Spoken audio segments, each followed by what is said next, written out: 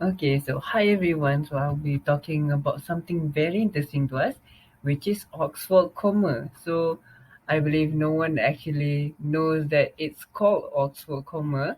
So how about if I show you? So without further ado, my name is Ahmad bin Ahmad, and you can call me Adam, and I'm from LG243, English Intercultural Communication. I am from LG2431A. Okay, so without further ado, let's go on to the next slide. So, what is the Oxford comma? So, and it is the the Oxford comma exists in a sentence with more than two objects, which is usually three and above, and using the word and. So it appears right before the word as to indicate it as the last object or subject to speak of before the last subject lah. So let's give an example. So as you can see an example right here. For an example, my friends are Ali, Abu, and Rasma. Okay, there is also another example, which could be I love my parents, comma, Ali, comma, and Rasma. So where is it? It's actually at the second last subject, which is right there at Abu. There's a comma right there. That is what we call an Oxford comma. So when do we actually use it? So we usually use it in APA style, whereby to reference writers, we would reference books that have been referenced for the article. So those are times that we use Oxford comma. It is also to ensure the right understanding, which is, for instance, just now. And let's give this an example of I love my friends, Amy and Sam. It sounds different if I say it, because it indicates that I would like to say that I love my friends, which is Amy and Sam.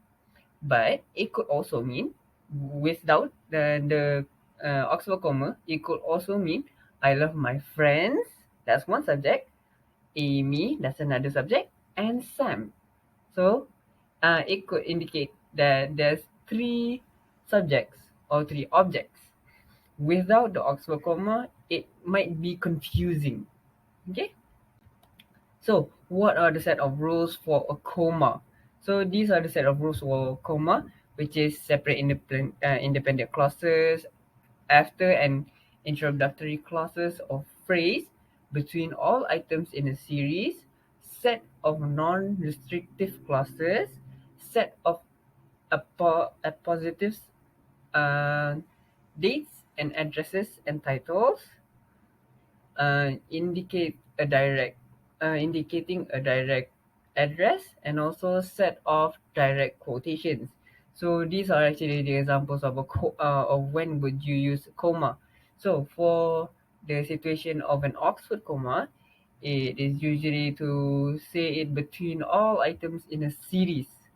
That is when you use the Oxford comma. There's only that one specific rule for comma in general.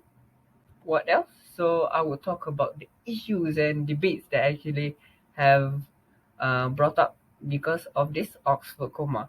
So if we follow an article in Macrath, it says that in 2017, the lack of an Oxford comma became the deciding factor in the 5 million labor lawsuit settlement in Maine, which actually uh, described in their law of the work for the workers.